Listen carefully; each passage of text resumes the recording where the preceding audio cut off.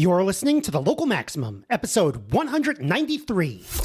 Time to expand your perspective. Welcome to The Local Maximum. Now, here's your host, Max Sklar.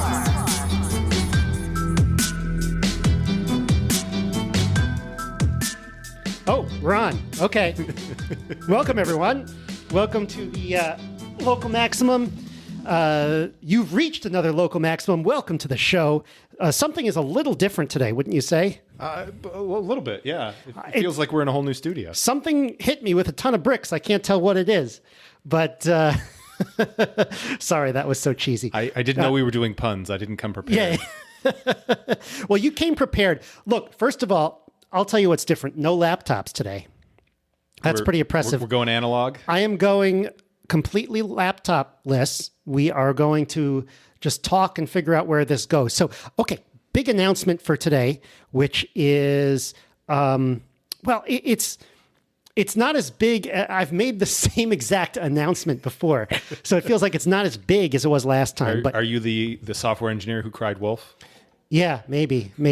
But, okay, so Friday was my last day at Foursquare.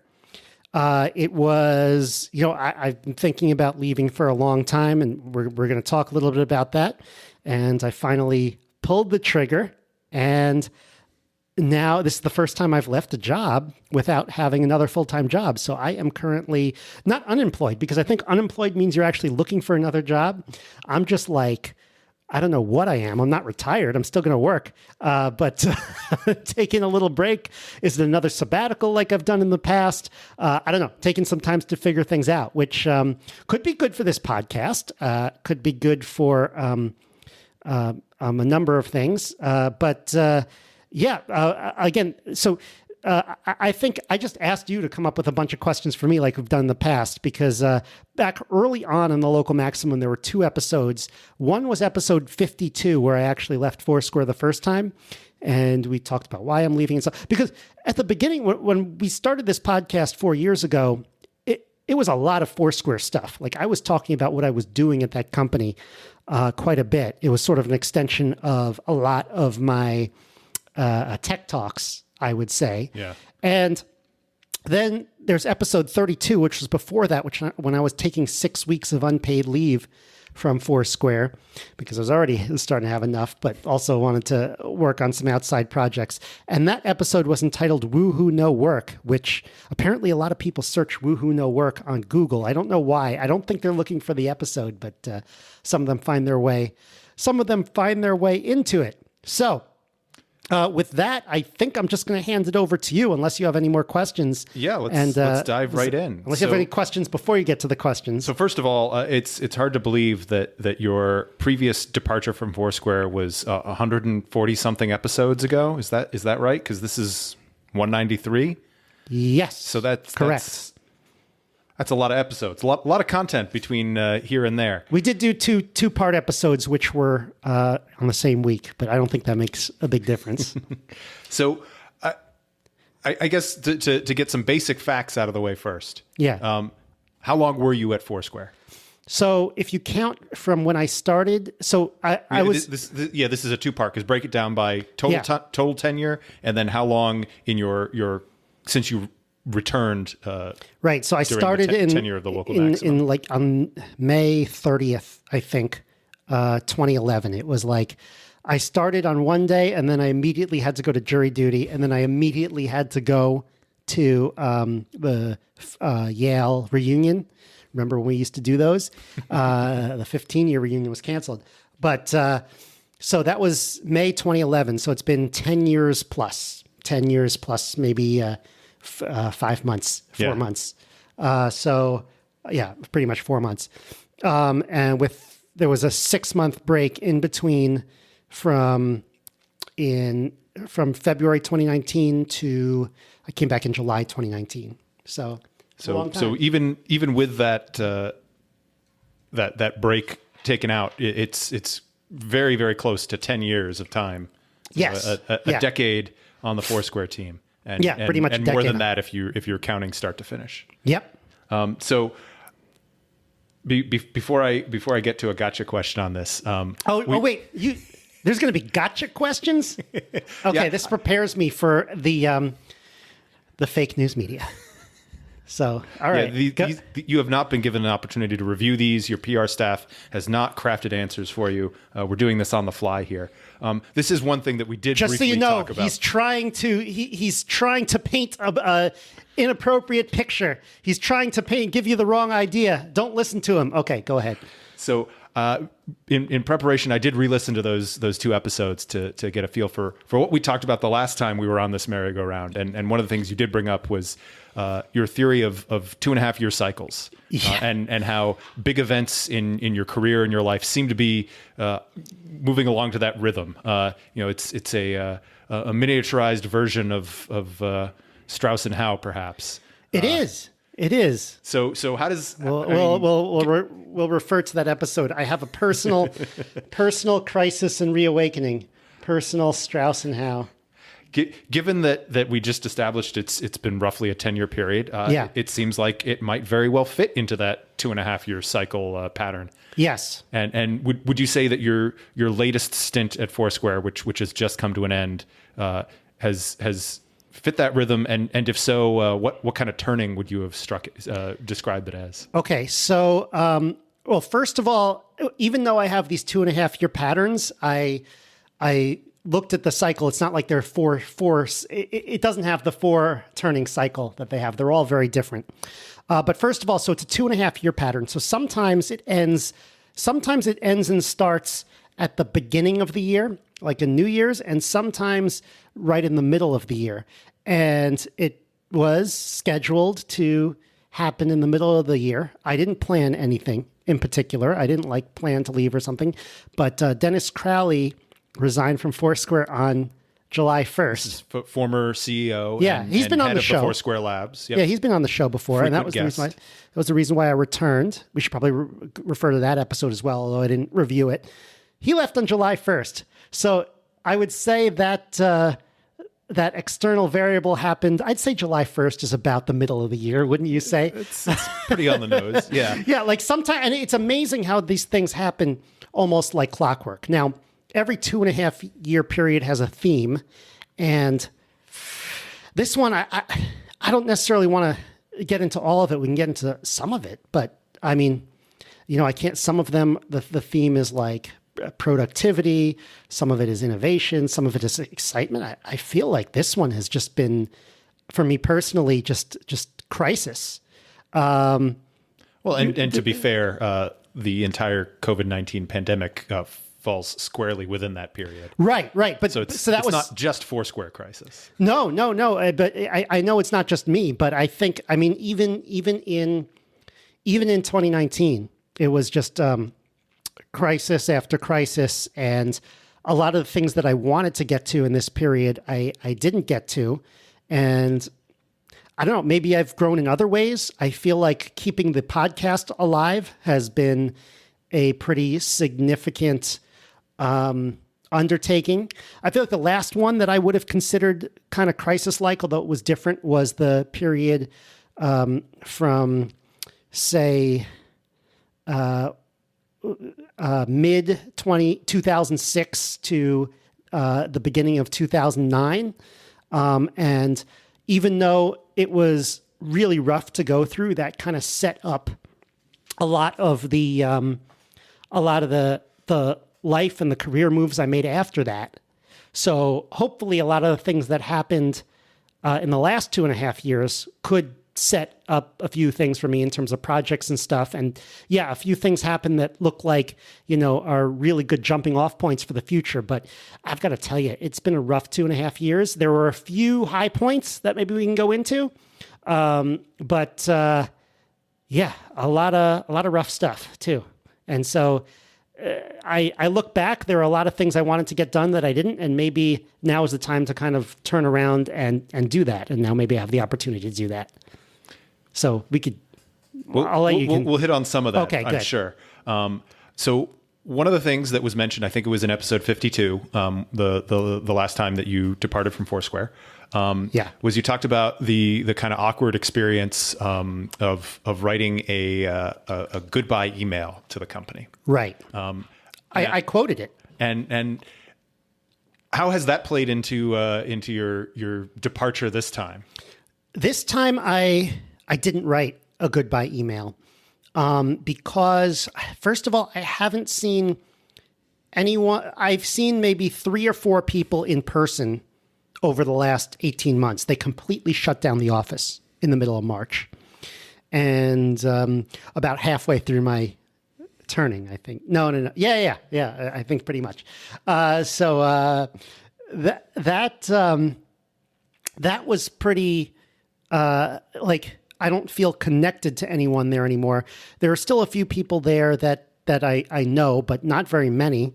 And I've either reached out to them or they've reached out to me. But it just seems like when I rejoined, I was really rejoining to work with Dennis Crowley on the labs, on building kind of prototypes, new products, Marsbot Audio, which was one of them. But, I shouldn't have had these sparkling water before. That's okay. So I think that I think that I kind of felt like I wasn't even really working at Foursquare for the last 2.5 years. I was technically an employee there, but I wasn't really connected in with the organization. I was really trying to focus on this one sub-team, which was a little bit separated out from the engineering team. And honestly, I've evolved a lot on, I know I've done a lot of, early on I did podcasts, episodes on engineering management, and I just was never able to get into it. I was never able to crack into engineering management. So my solution kind of was to just secede from the whole damn thing and just kind of work with the founder on kind of startup ideas, basically. Yeah, which sounds like it was a great solution until it stopped being one. Well, primarily with I don't know. Does Labs technically still exist? No, they were going to shut it down. Been completely dissolved, whether explicitly or just by the nature of the key people leaving. Yeah. I mean, it wouldn't have made a difference if I stayed. So yes, and it kind of makes sense because it really would not have worked. I mean, I left Foursquare initially because it was like kind of frustrating working with the management on figuring out like your meaning team. Back in 2019. Yeah. And it hasn't gotten better. So, it's not like the only reason is, okay, well, if you're working with like the founder and the chairman of the board, then it's like, okay, we'll make sure nobody bothers us. But now it's just going to be back to the same old thing. And by the way, I have a lot of good things to say about Foursquare. I got the Foursquare pen right here. For those of you watching video, I've got this t-shirt here. This is the newest t-shirt I've got. It's Foursquare Hack Day, 4th quarter 2021. I don't remember that happening, but I did get the shirt. So no, it's Q3. Yeah. Q3. So I don't see how you have a hack day when people aren't with each other. Right, it's Q3, so it probably happened a couple months ago. I was oblivious, which is kind of sad. I mean, yeah, but we used to get some cool things done in those hack days. But yeah, the work from whole home, virtual versus in-person collaboration thing, that I'm sure we could have some interesting discussions on that and maybe some interesting guests. But I am not good at this new world. I'm not good at this. Yeah, it's a challenge for everyone. Yeah. But there are certainly those who've found better ways to thrive in it than others. Yeah, for sure. So shifting gears a little bit, and I think we'll come back to some of that stuff later on. But what do you foresee as potential changes for the local maximum coming into this new stage? I know. The last time, I think it was actually on the sabbatical yes. that the major change was the creation of the website, which is an extensive trove now. And I think when you left Foursquare, there was also some significant upgrades that happened during that period to the website as well. Right. But any local maximum specific plans for changes, additions, anything, any way that listeners and viewers should expect things to be different in the near future here. Right. So on the sabbatical, I promised the local maximum website, and boy, did I deliver, if I may say so myself. So now I don't know what to promise, but I definitely want to increase the amount of content. Now, what I don't want to do, so now we've done shows that have been multiple times a week. I mean, that's a possibility. That's kind of not where I want to go. I don't want to be like, okay, let's just do more shows, because I feel like it would kind of there's a certain purpose to the show, which is sort of a forum for a forum to speak. Basically, it's not really for a finished product. It's, like we're talking right now. We're talking a little bit off the cuff. I mean, sometimes we do a little bit of research, and I bring on guests, but it's basically a forum to talk about what we're thinking about. And so I'm actually thinking of just expanding the amount of content that I'm putting out there, and I'll announce it on the Local Maximum. But one idea I had is to put out, lectures, like public lectures on mostly math and computer science. And hey, we have this recording studio here. I could use this recording studio. I kind of admire people who do that. I admire people who put out math lectures. I've had Henry Abramson on the program who does those Jewish history lectures. I just feel like it's a good thing to do. People use them, and I have a lot to say, and I have a lot of things to teach. So, and I have a whiteboard right here. So I think maybe I'll do some of that. And then, of course, I could expand the website with more experimental stuff. Now, there was some stuff on the sabbatical that I didn't get to. I have did. a question about that. Okay. So hold that thought. I did get to those, but what I might do, my kind of dream goal, like kind of my dream job is to have sort of, work on some of these tech projects that I've been talking about, and which we'll get to in a minute, and then kind of use consulting projects to further those. So I'll only take consulting projects that either I'm interested in or that further the kind of personal research work that I'm doing. Now, this research work, I could either just do it personally here. And again, I hate working alone, so I'll probably go over to your house and make sure I know I'm already bothering you with it. But there's also the possibility of going into academia, but I don't know if that's the right idea. Maybe the pure just work on your own, or possibly hire someone if you have enough consulting gigs, whether it's machine learning or distributed systems or something else, and then sort of, put it all together. Every project furthers the research and vice versa. And so maybe after a bit, it's kind of really nice. But one of the things I realized, especially with Foursquare, you really want to own your own stuff after a certain point. Like with Foursquare, people ask me for help on, the venue database or what their user is doing, or, how do I, the other day, somebody wanted to know, they were locked out of Swarm because it thought they were spam. Can you fix it? Yes, I can fix it, but now I can't. But it's just I don't really have control over that anymore. And so I either want to have, my own systems and my own data stores that I have control over, or build out some of these distributed systems, blockchains, whatnot, and we can get into that are kind of permanent communities. And those are very difficult to set up because you never really know if it's actually going to be permanent. But something that is less dependent on, a single company changing priorities. The short version is don't expect the Local Maximum daily to be a new feature. But there's high potential for some new types of content, whether that's going to be showing up on the website or in the locals. Go to maximum.locals.com. Yes. And that I imagine that would probably be the place where information about new developments would drop first. Yeah, absolutely. Or also taking suggestions on new development on the locals. Yeah, because if you are a member of the local there, it is a two-way conversation. Yeah. I'm also thinking maybe I'll try to get more guests and try to get more local people who can actually come into this studio and talk and sit in that seat that you're sitting in now. I was going to say, I was about to ask, when was the last time you had a in-person recording with a guest other than myself? But I know you've gone to a couple of guests not that long ago to record, in their living rooms. Right. So I went to Gina Epstein and I had Jeremy Kaufman in here. So these are going to be a lot of political liberty-oriented guests, probably. I'll try to get some computer science or tech. Well, I mean, obviously Jeremy Kauffman is very much in the tech industry, one of the most interesting pieces of it that's going on today. But, and so that's actually good kind of intersection. But I think I'll try to get more kind of, I'll try to get a more eclectic group in here. I don't know if I can. Are there people willing to travel up from Boston who are affiliated with one of the universities down there? I don't know. People don't like to go that far. Maybe they don't like to schlep to New Hampshire.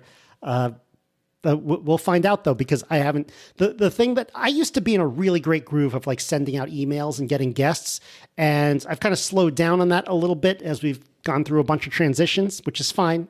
We've kept the show going just fine, but maybe start getting those guests in a little bit. Well, yeah, and maybe you can come in here too, and we'll do I don't know how if you fit 3 people in here. It might be possible. It is a 4-sided table, so 4-sided we table. can at least fit a third person. Okay, it might be a little awkward with the 2 cameras, but yeah, I mean we've recorded three or more person recordings at the tech retreats before. Oh, sure, but that's kind of the exception at this point. And this Zoom has 4 sections. Yeah, so we're teched up to handle it. But, okay. Yeah. We'll see what the future holds. That might there. be cool. Yeah, I was going to say that.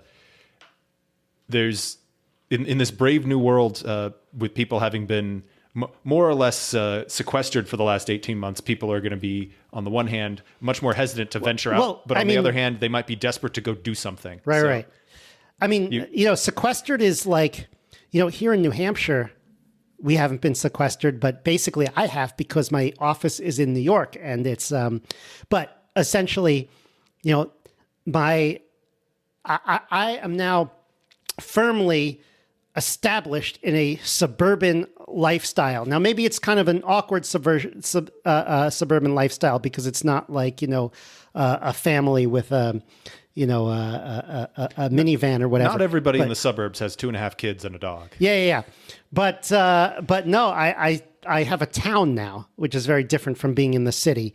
I'm going back to New York City, by the way, in a couple of weeks, and so it'll be interesting to see what my feeling on that is.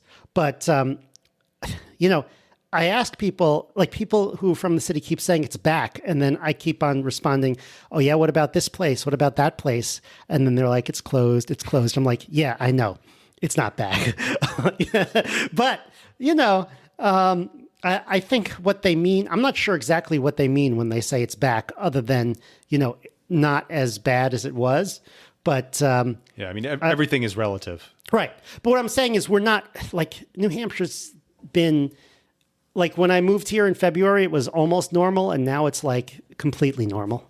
So you mentioned a few minutes ago some previous projects and goals, and so I'm going to take you to task on that. Okay, yeah. So I know when you announced your 6-week sabbatical, you talked about a few things that you wanted to work on, some that you called out by name and some that you referred to in more generalities. So the first one I'm going to ask about is subjective tagging. Did that ever happen? Right.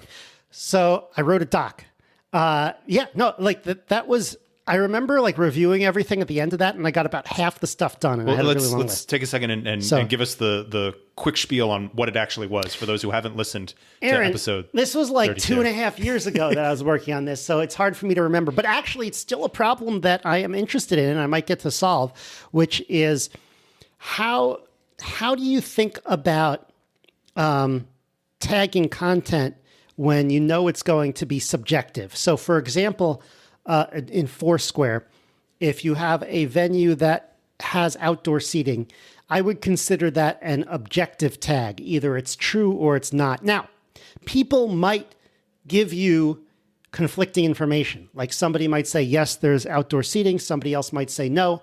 But I'm just confident in saying, hey, it's either one or the other, and somebody is mistaken or whatever. The tag I got from them is wrong for whatever reason.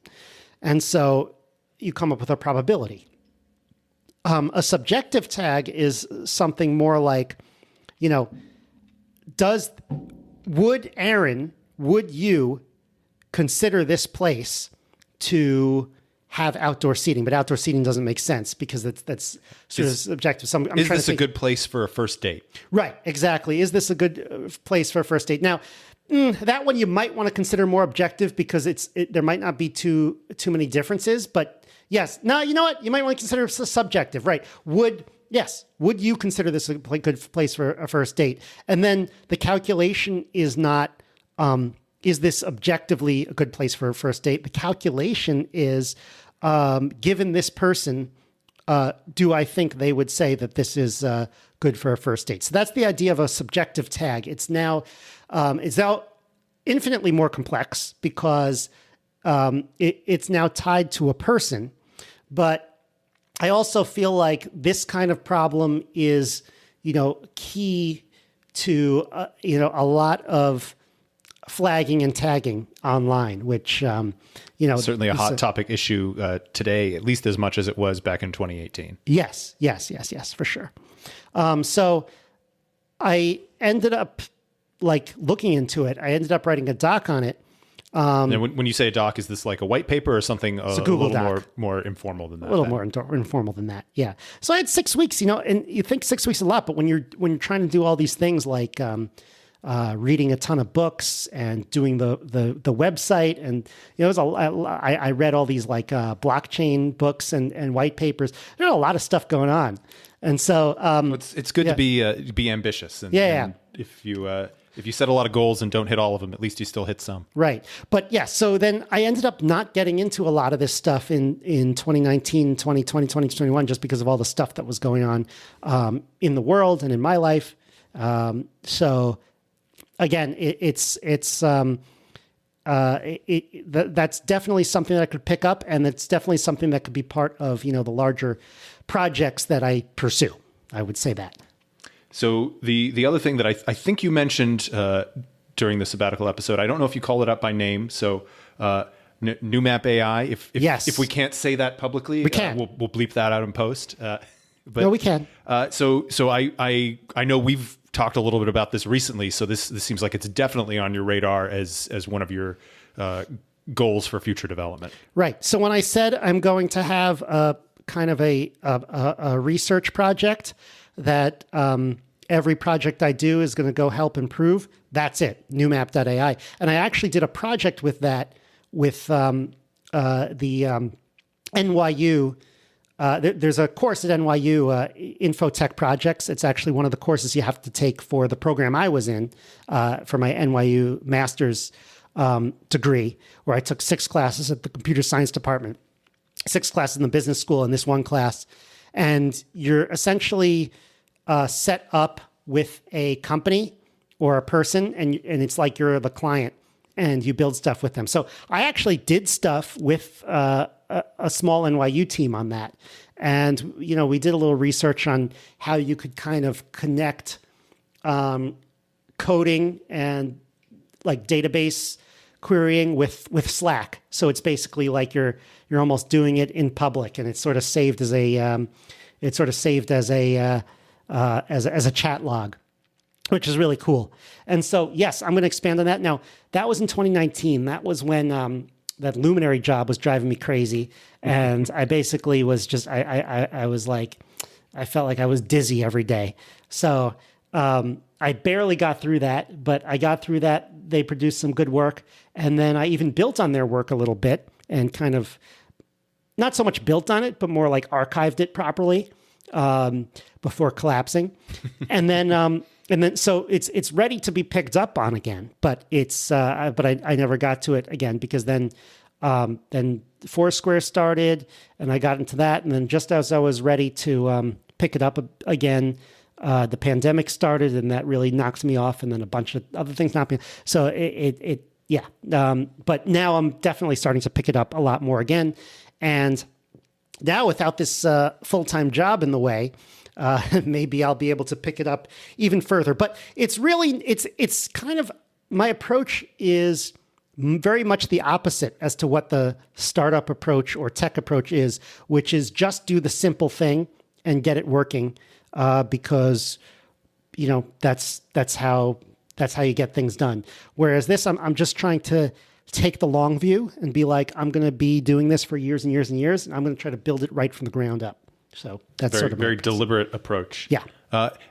Do you foresee any quantifiable short to medium term milestones for that that you're working towards, or is it still a little bit amorphous for the path that's going to take? Right. So that's a good question. I think so. The way I describe it is kind of like it's a new kind of database. At first, but the innovation is not like how it stores. Like a lot of people say, oh, the database is faster or it's easier to query. It's not really about that. It's more a difference in how the data is organized. Because right now you have sort of relational databases. Those are very old, or NoSQL or whatever. So I'm going to organize the data with a very strong and deliberate type system, almost like a programming language. And I think you could almost store code in the database as code. Like each step is is an entry in the database. And I feel like a lot of these systems at work, it's a lot harder. It's very hard to deploy code, but it's very easy to change something in the database.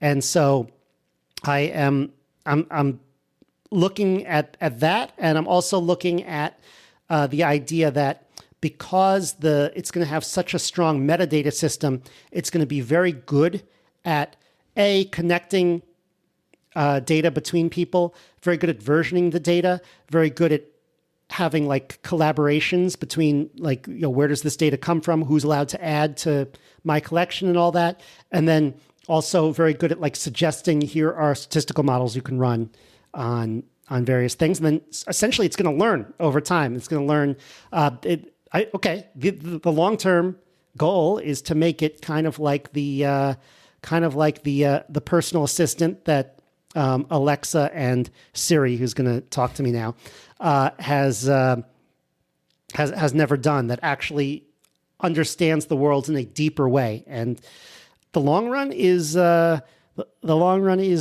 of cracking general AI. So let's leave it at that, because Yeah. I'm sure we could have one or a series of episodes going in depth on an explainer on that. But leave it as a teaser there. I'm not saying that I'm the one to crack general AI. I'm just saying, like, it seems like a fun problem. Why not do it? So, are there any other projects kind of in parallel to that? Any smaller, shorter term things that you have lined up that you want to talk about? Yeah. So I have one academic paper that I was working on, and I should have done. I was trying to do that during my Foursquare employment, which for some reason I was unable to like sit down and focus on it. But then now all of a sudden I've been gone for 3 days and I'm able to focus on it again. But it's a machine learning paper on how to properly run a Bayesian model when the data has been subsampled in an uneven way. So in other words, I want you to learn something, and I'm giving you the data and the examples that you need to learn it, but I've told you that I've removed part of it. And so you have to kind of take into account that stuff. So what you should do is take into account that stuff has been removed and do the best you can given the stuff you have and fill in the blanks. And so I'm basically formalizing the mathematics needed to do that. And we actually did that to solve a problem at Foursquare in causality, when we were trying to figure out, whether ads were causing people to go to places. So it actually has real world application, but I'm giving kind of a more general solution where it's like, you could have any sampling function, almost any sampling function, and this is how you adjust your equations to make it all work. Turns out it's actually not that simple. It's not just like, you multiply by a certain factor at the end or something. No, you actually have to, the factors that changed are actually embedded deep in the equations, but you can write it out, and turns out it's, if you use a Bayesian framework, everything becomes exactly clear on what to do. And so I've kind of outlined that all out. Now, you're not going to understand the paper if you don't know Bayesian inference, if you don't know calculus and things like that. So it's not really going to be for a general audience, but you should be able to understand it. So but that's going to come out, and maybe a lot of this I could do more of this stuff. Maybe I can do a video about it up on the whiteboard. But I'm thinking about doing like some simpler stuff on the whiteboard that maybe so a high schooler can understand. Work our way up to it. Yeah, exactly. Now, is that a solo paper? Will you be the sole author on that? Yeah, I mean, I invited other people to help me, but people are busy. So and where do you expect that this will be released or published when it is completed? I'll publish it on archive, and I'll also put it on the website. Cool. And I assume this is not your first paper. You have at least one or two others under your belt, correct? Well, I have a bunch others. If you go to scholar.google.com and search my name, you can see a bunch of my papers. So none of them are like technically peer reviewed, except for so there are the papers that I submitted to the Rexis conference, which are kind of connected with the poster. So those are like 2 or 3 pages describing some of the stuff we built at Foursquare. And for those who haven't listened to the previous episode, Rexis is the recommendation system conference. Yeah. Interestingly, I have not been there since 2016, which is since this podcast started. But I used to go there. I went 3 times. I went to once in Dublin in 2012, in Silicon Valley in 2014, and here in Boston at MIT in 2016. And I'll go probably again if it's in the U.S. I'll go if it's in person. They're virtual. If they do another virtual one, forget it. Sorry. But I think that, so anyway, I have some papers associated with that. So that actually had a bar to cross. It's not a very high bar because they're like, we know you're busy and working. So we'll get it. And then I have the one on the Dirichlet distribution that's out there that, again, I just put on archive. I tried to submit it to a conference, but then they gave me stupid reasons why they wouldn't do it. And I'm like, okay, whatever. It's not worth my time. And then there are a few others where I am cited as an author on the paper, but really I was the guy at Foursquare who handled their partnership and made sure that they were getting the data they needed to do the study. So they put my name on the paper, but I didn't really write any of it. But I appreciate the call out there. Now, in the world of machine learning and software, are peer reviewed papers kind of the common standard, or is I don't know how much that differs from medicine and like the biological sciences and some of the more classical hard sciences, where that's a big deal. I feel like if you work for a company deploying these things, nobody cares.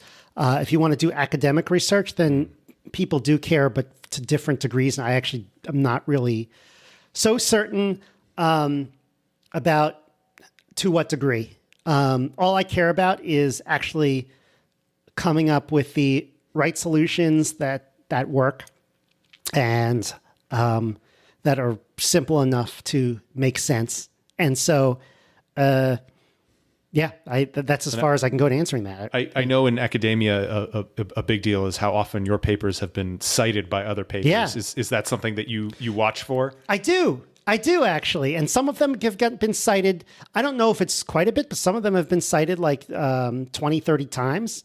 But then I look at these other papers and I'm like, well, what's their, first of all, why did they cite me and what's their deal? And then we have a couple of Foursquare patents that are out there. And actually the paper I'm working on right now is going to reference the latest Foursquare patent. So I have those in my name as well. I read my patents. They come in the mail. And I talked to some lawyers when I was working there. And then I read what they wrote and I'm like, oh, look, this is what I invented. I have no idea what this is talking about. I have no idea what I invented. It makes no sense to me. But that's what it looks like. I would assume that even though your name is on those as an inventor or a co-inventor, that you don't actually have any ownership over them. That those No. are Foursquare property. No. Those are Foursquare property.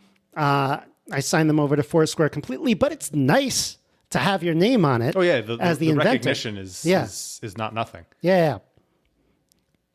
Also, So- like I don't really want them. They're not really the kind of things that that like I wouldn't. A patent is like it's sort of a legal fiction that is like a piece of property that you have for a particular purpose. I have no purpose for these patents. Right. You're not looking to monetize that.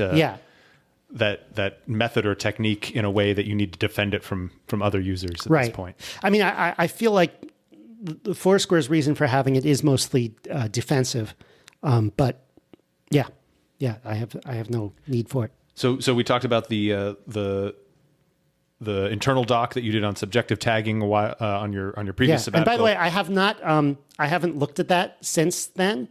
I did look recently at newmap.ai, and I was like, okay, let's see what I wrote on it before. So I opened up my document from 2019, and I was like, holy crap, I wrote 30 pages.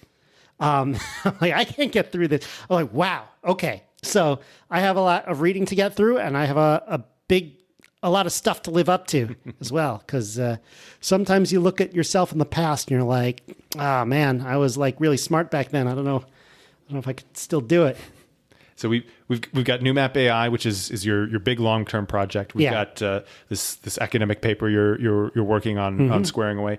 Any other projects you want to talk about before I move on to the other big questions here?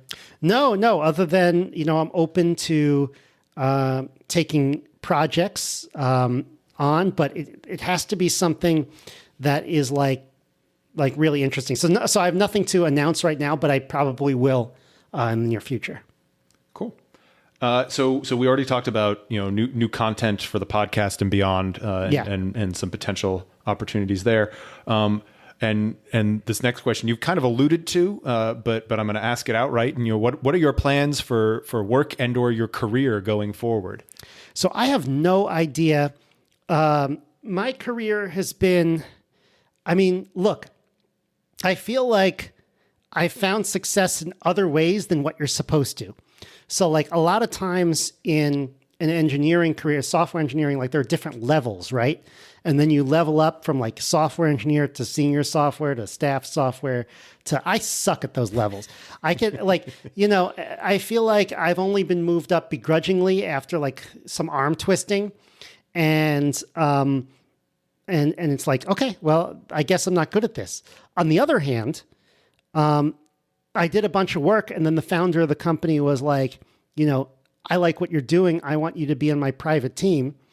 And then secondly, when I was working on the ad product attribution, I did a bunch of work that I felt was largely, I was kind of fought on it quite a bit, and I pushed for it anyway.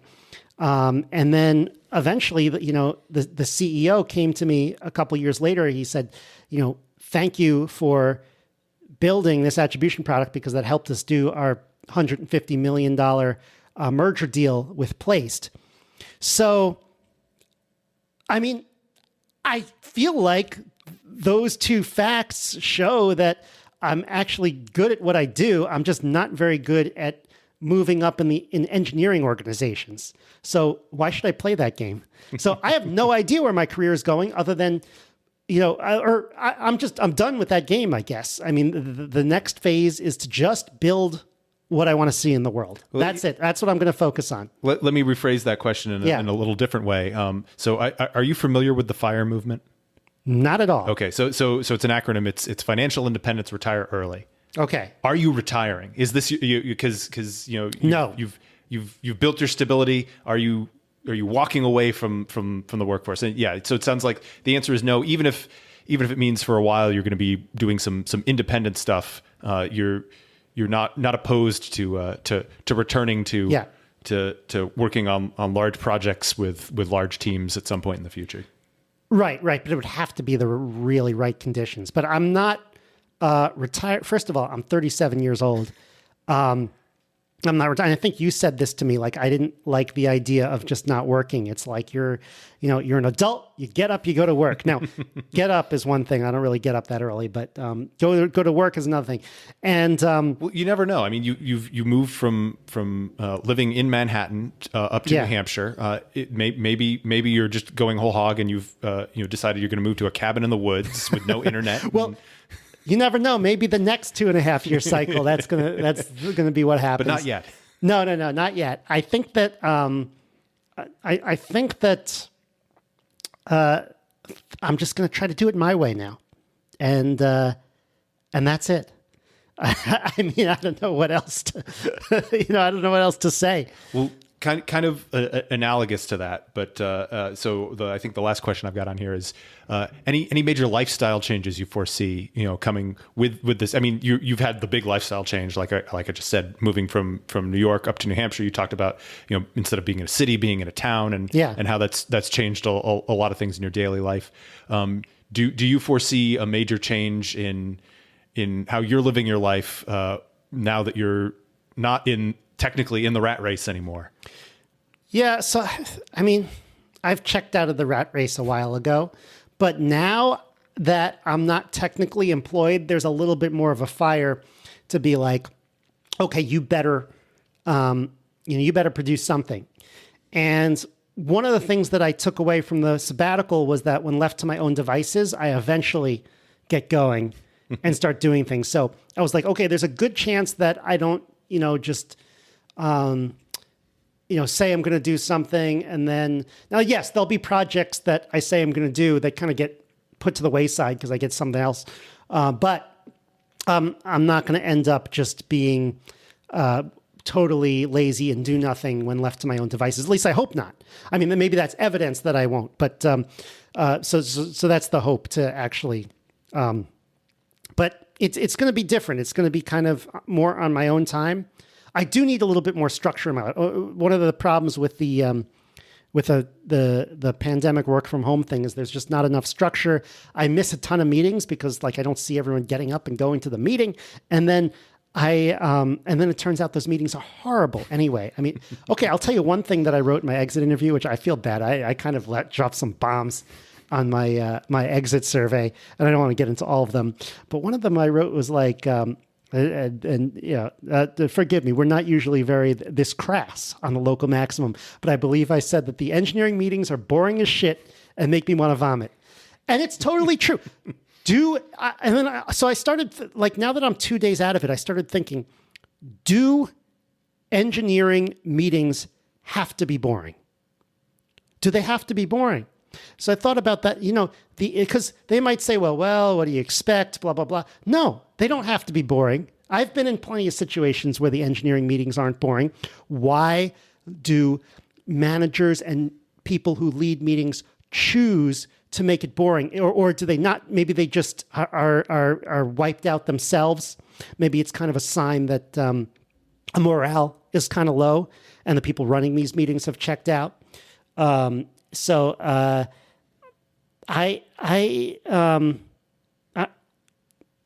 don't know where I was going with that, other than that was like that was. Well, you're saying you're going to need to have some way of creating structure. Even outside of the workforce, so but that had fallen apart long before. Right. So I started checking out at the meetings. So that's another topic that I think we need to get into at some point, which is that was just a point I wanted to make. The meetings don't have to be boring, but it's good to have some structure where you go somewhere on a schedule, even if it's not 5 days a week. It could be like, hey, Mondays I go here, Tuesdays I go here, and do just so that there's a little bit of a structure to get things done, because otherwise you can end up wasting a lot of time and not realizing it. Fair enough. I tend to get off on tangents and then end up at a dead end and be like, I don't know where I am.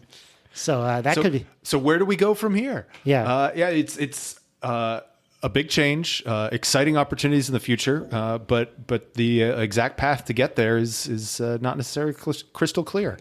Okay, yeah. But the local maximum is not going anywhere. Well, it's going lots of places, but it's not disappearing. Yeah, we've been doing this for 4 years. It's kind of crazy. It's changed quite a lot. And there are precious few things that I can say I've done for that long regularly. No. I know you. You've done a bunch of things for. Yeah. First of all, there's a lot of things you've done for longer than 4 years. Doesn't feel Don't like sell it, yourself short. I can list lots of things. I can list family stuff. You've been a father for more than 4 years. You've been married for more than 4 years. You've been skiing for what, 1 million years? Yeah, it's something like that. Yeah, 60 years. So yeah. I wouldn't say that. No. That is a long time for this kind of project. It's a long time for think about it. It's longer than we're in high school. Yeah, I was going to say that's a bachelor's degree. Yeah, in exactly. podcasting. Yeah. I see no reason to end now. I feel like, well, if I wanted to start another podcast, like that's a particular theme, I might do it on top of this one, and that might be where the additional ones come from. And so I would the only way I could see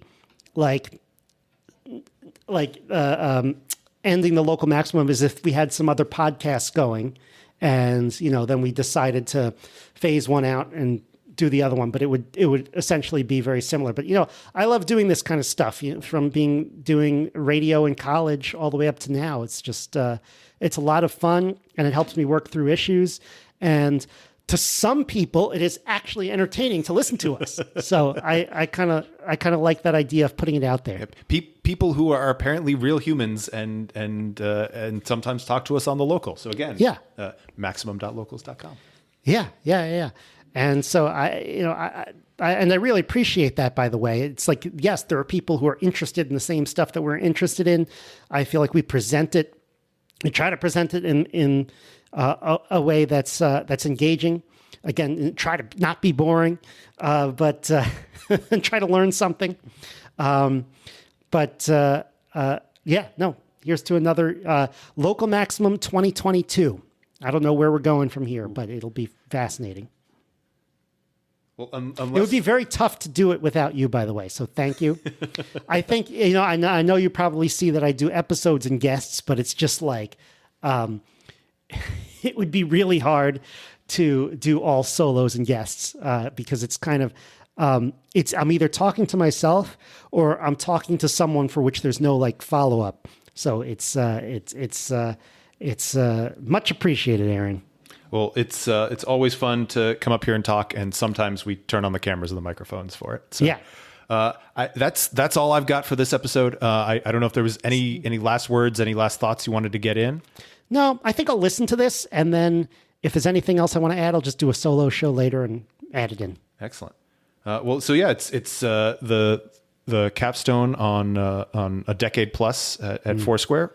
Yes. And a 2.5 year period. Yeah, but I think it's going to be the start to some new and exciting projects and opportunities. So looking forward to seeing that all develop. All right. Yeah. Thank you very much. And for those of you out there, thanks for listening. Have a great week, everyone. That's the show.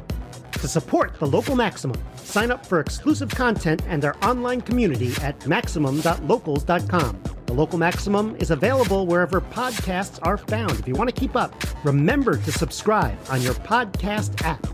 Also, check out the website with show notes and additional materials at localmaxradio.com. If you want to contact me, the host, send an email to localmaxradio@gmail.com. Have a great week. Feel the power.